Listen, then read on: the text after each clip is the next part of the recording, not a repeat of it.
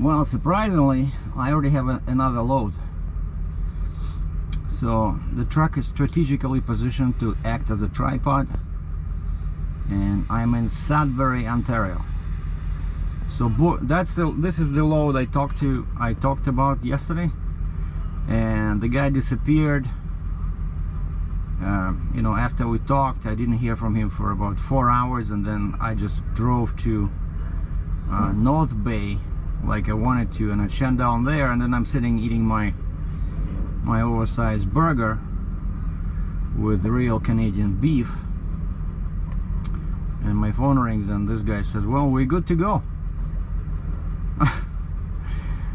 I said, okay, the rate is this, right? He says, well, we hoped you could go, you know, a bit lower. I said, well, it's going from Sudbury to Colorado, just west of Denver, so you have to go into mountains. I hope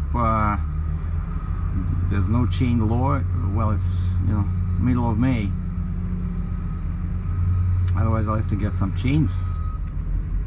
And so it's almost 1,700 miles, but the machine I'm picking up, it's pretty light, like 65,000 pounds. You'll see it in a second. And it's pretty, like the rear is pretty low, so that's why I put those big timbers in there, because I loaded this once, and I remember that's what we had to do. We had to actually, the shipper themselves, they had big timbers,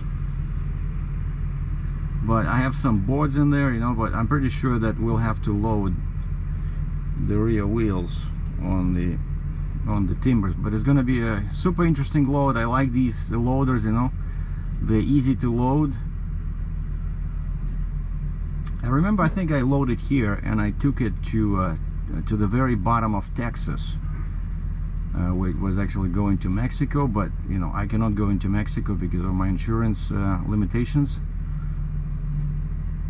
and so I delivered it to a customs yard in Texas. And I remember one thing that happened is that when I was driving it off myself and the rear wheels were on those timbers, one of the timbers slipped and it got caught between the tire and the frame. And I still remember, it was like, I don't know, 10 years ago. I still remember how I got stuck there for an hour trying to get that stupid timber out, you know. Well, they're having some delays with my machine, so I said, are you guys okay? I'll go and get some fuel, because I was very low. So this is a Pioneer 234.6, so $2 pretty much and 35 cents per liter Canadian, which I know people in Australia and Great Britain are watching this and they're crying. So I only spent $600 Canadian, and I got 255.78 liters, and that's the what I got. I write down here in my secret notepad, because I have to keep track of so what is this? Sudbury, Ontario, 255,780 liters. And today's 9, 10, 11, 12, 13. Today's May 13th.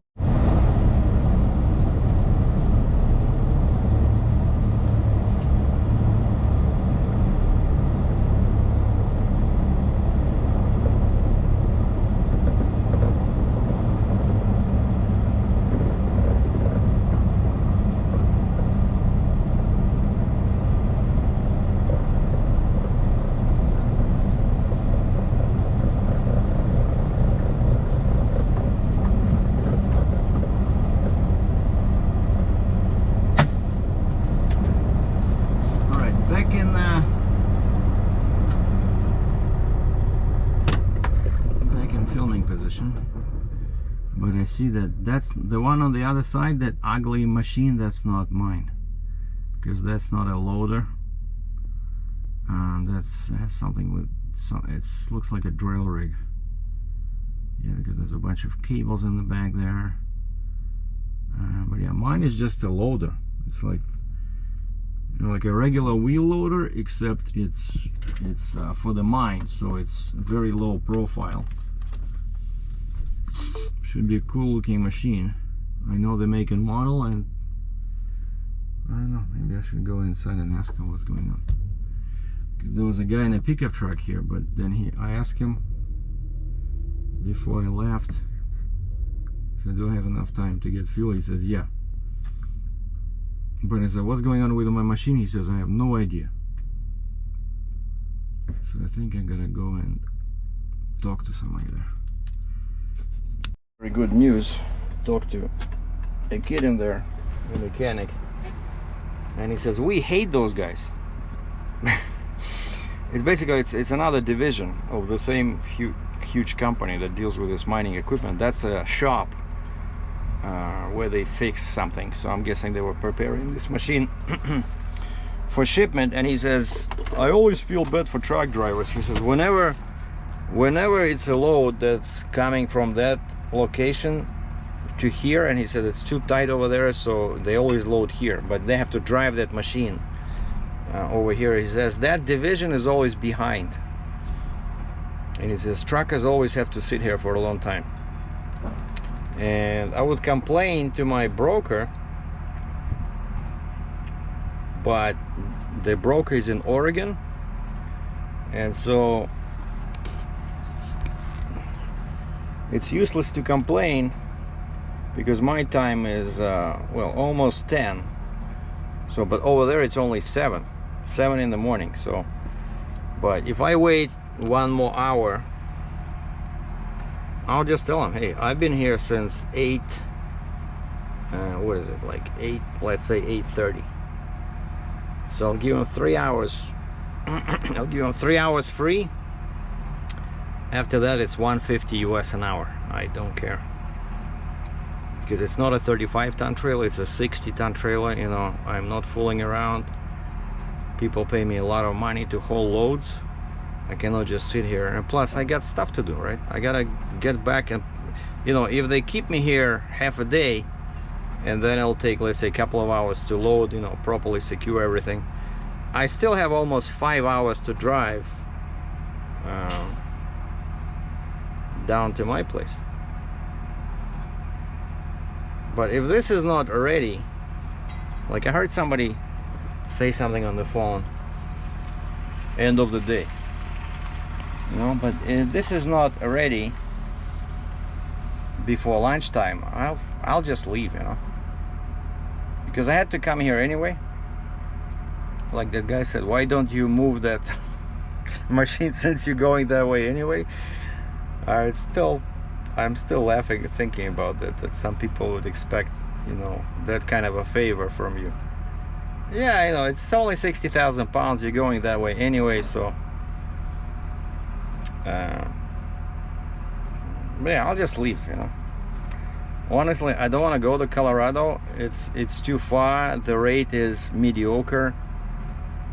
It could have paid better. The only reason I agreed to this load is because I'm here, right? And this is Sudbury, and from here there's a straight road. Instead of, I came up here on 11, but now it's, what is it, 64, 68, whatever, and then it turns into 400 and takes me right down to 401, and then I take 407. So I would be coming this way anyway. So but I told the broker, right, I said I need time off. I just came from a long trip. Well, not super long, but still, you know, I don't like doing back-to-back loads. Like, what's the point, you know? I made some money. I want to enjoy life, right? I want to play with my car, do some photography. So if this is not ready till lunchtime, my time, I'll give them 2 more hours. I'll just cancel this, and I'll say, okay, just pay me truck ordered, not used, you know. Which reminds me, I gotta call my broker in Alberta, my friend broker, and ask him when, in his experience, it's okay for a carrier to cancel after how many hours. Like, you're sitting there and nobody's telling you anything, right? But I'm not gonna sit here after midday, that's for sure. So 2 more hours. They get 2 more hours, and then the storm begins, and I can just hook up to my trailer and leave. Okay, Rob, something happened. Something unusual happened. I see a big yellow machine coming over. Yeah, I have it over here, so no detention time. All right, gotta go. Yeah, okay, gotta go. Bye.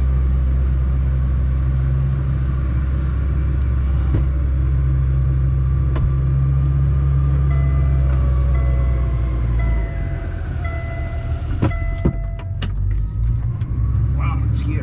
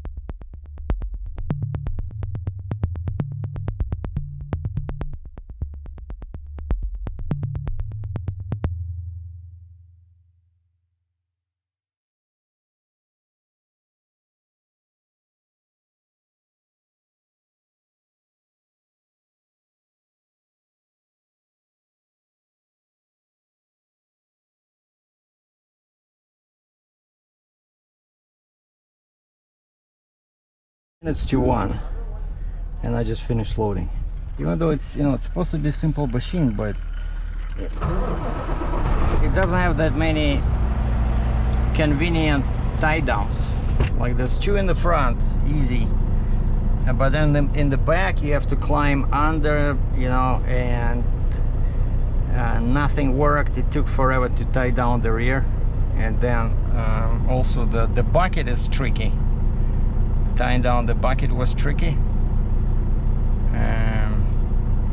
but I did it. So I have what? I have 4 chains on the back, 2 on the bucket, 4 in the front, and then I put 1 more long one across, you know, where the articulating point is.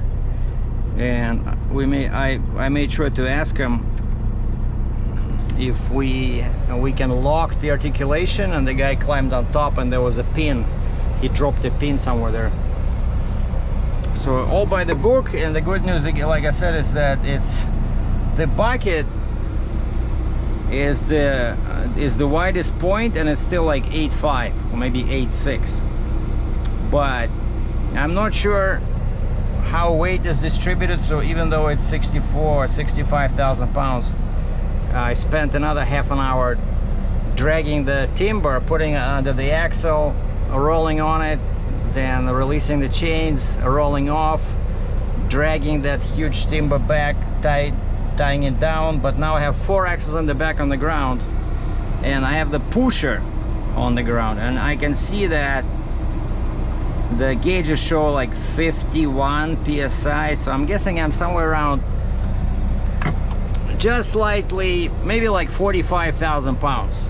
Maybe I'm thinking I have 15 per axle, because yeah, so 65 is the machine, 60 is my empty weight, 125 is if I have 15 times 8, 120.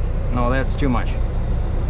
Actually, wait a second, 125, right? So 15, so yeah, it's good. So it's somewhere here. I think 45 probably. In the front is 16 because of the engine, and the back, I don't know, I might scale somewhere just to be on the safe side, but I left my signs, oversized load on the front. Like I said, I need them in Ontario.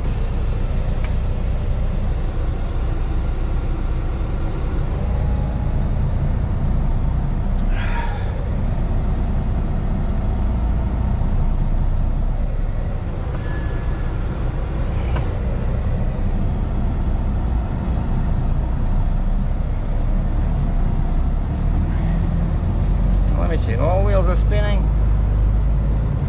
Yeah.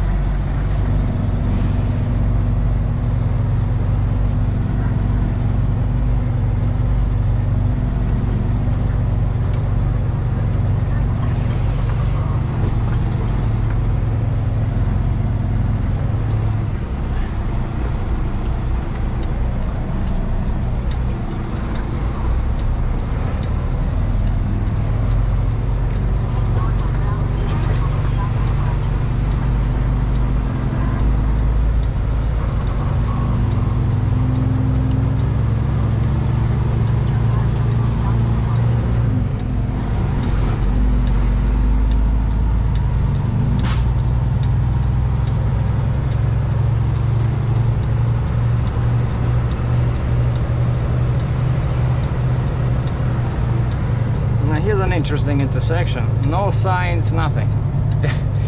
You know, in Russia we had signs called primary road and secondary road. Right? You don't need to put stop or yield. You just put, you know, let's say for me on my side,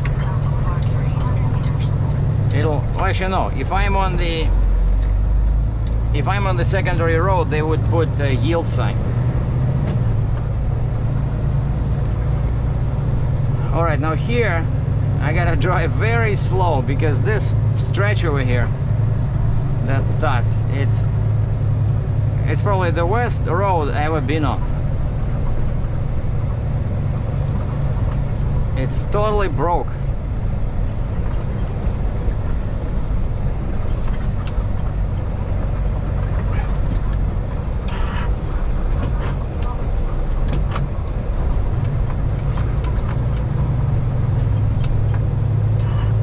And this is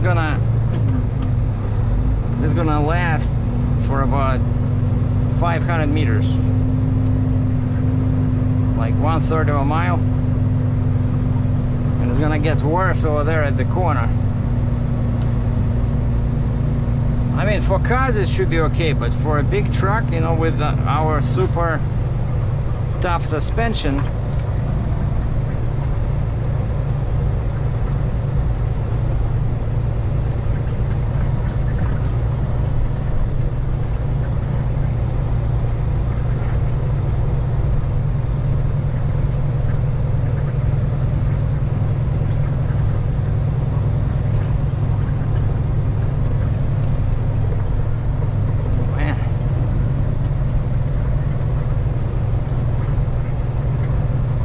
I'm guessing this small town of Sudbury has no funds to fix the residential road, because this is a residential area mixed with houses, residential houses on this side, and commercial businesses on this side.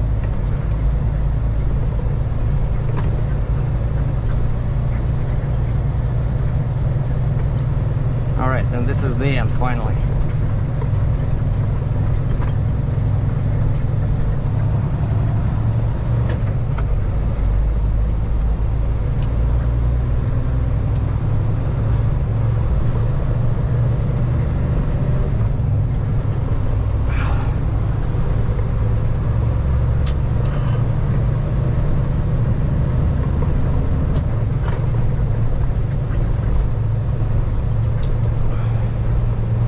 It's 1 o'clock.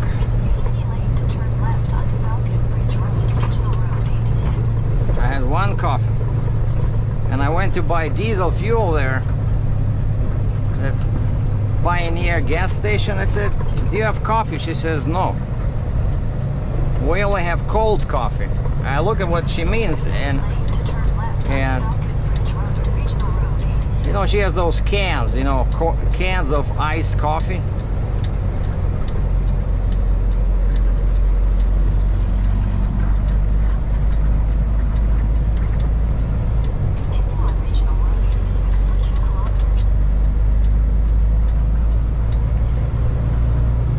It's okay, I'm big and important. You guys can wait.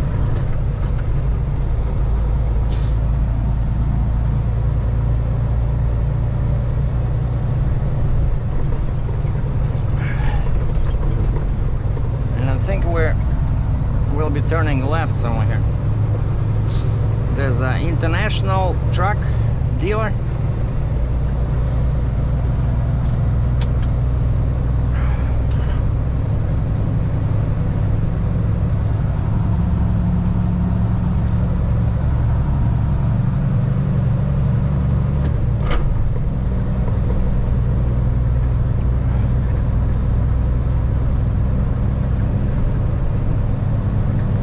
So 10 to 1, so I gotta stop by 2 p.m. and check my load, check the chains, because especially after that crazy drag strip, that's when, you know, the machine can start moving and some chains can get loose.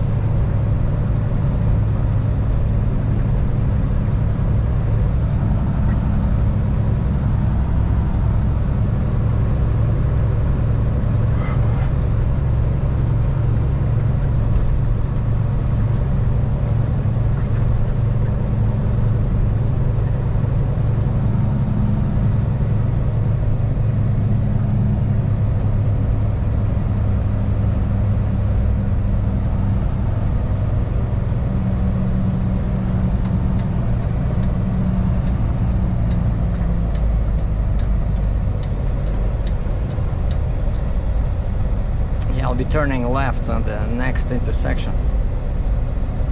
And this is the Pioneer where I went. So $2.34 Canadian per liter for diesel.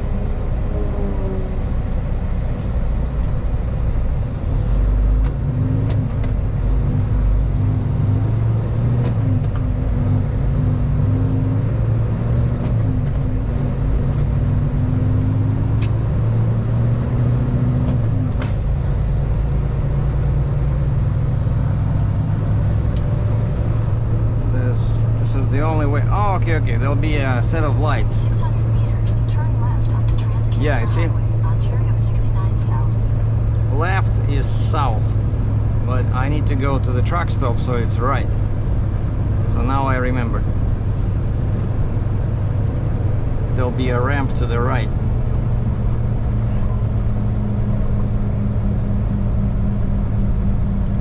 And now I can get them. Most of all, I want water. Like, my mouth is all dry because I was all sweaty. Turn left onto Trans-Canada Highway, Ontario 69 South. The guys were very helpful over there, the mechanics. I talked to one kid and he said his dad is a trucker. And so he says, I respect truckers, you guys work very hard. And then at the end I was all dirty, you know, because I was crawling on my knees and elbows under the machine. And I have a bunch of soap from hotels, and I had a small towel. Continue for 65 kilometers.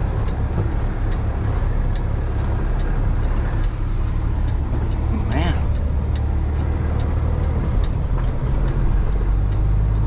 came very close to the pole, so I had to go on that island.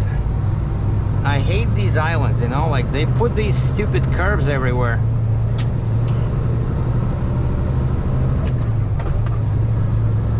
It's because I have a quad now. If I had a booster, it would just go around, but with a quad, you know, if I were buying this trailer again, you know what I would do? Now it's possible to get a steerable axle on the back. Like you have a quad, but the last axle is steerable, or even maybe the last two. And then the trailer would be so much easier to work with, you know?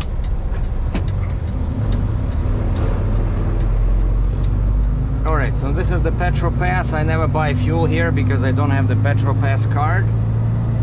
But quite often I stop here because it's pretty quiet at night. You can sleep, but the building closes at 6, and you need that Petro Pass access card to enter after hours. So basically after hours there's no washrooms, nothing, unless you have that Petro Pass card. But now during the day it should be open. Like I said, I'll show you how this thing looks with all the chains and stuff. We'll check the chains and then I'll go grab some food, and then I can keep trucking.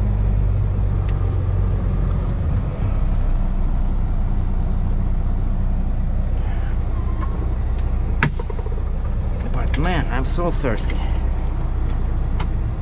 Okay, let's just put this thing on hold. Come on, Verizon. You can do it. No, we're not driving. We're off duty.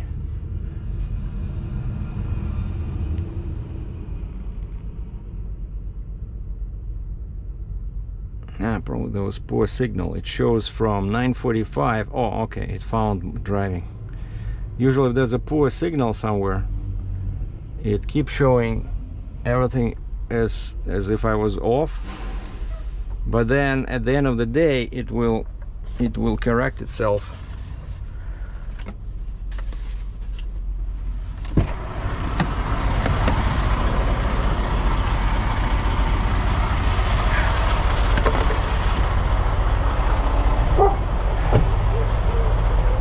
All right, so this is what I meant, that in the front it's all good, right? In the front there's 2 tie downs. You can even use that one, but I never use that one because it's useless.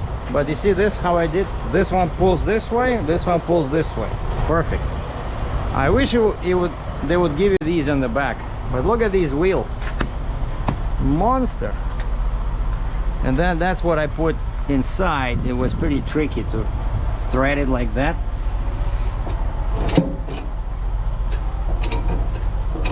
And then I climbed in there and I put 2 chains in there. There's a hole in the body there. And then I did this.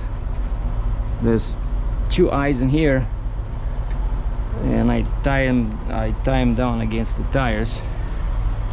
And then these things over here. Nice. Why are we loose? See, that's why they say you gotta check your chains. Yeah, okay, I was afraid this would happen. Basically, I did it like this, and it got out. So that means it can happen on this side as well. No, on this side it's good because it's pushing with a couple of links, but it's not very reliable, you know. If this thing jumps on a pothole somewhere, it can get, so the same thing can happen.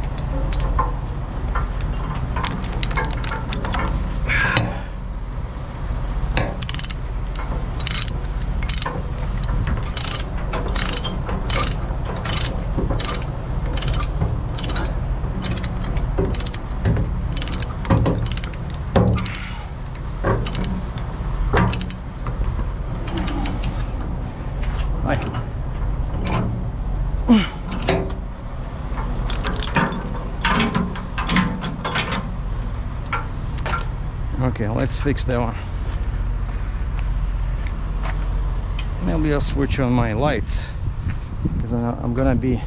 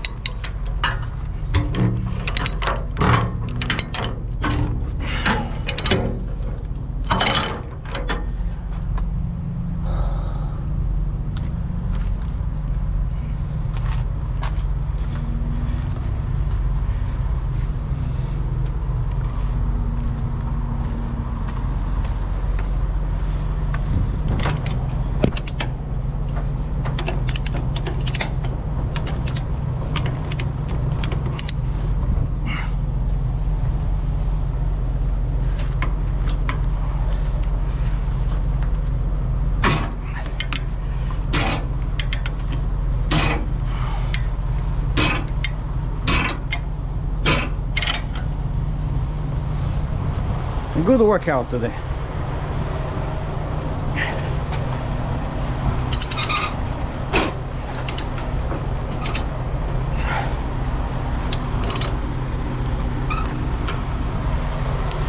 All right, we're good.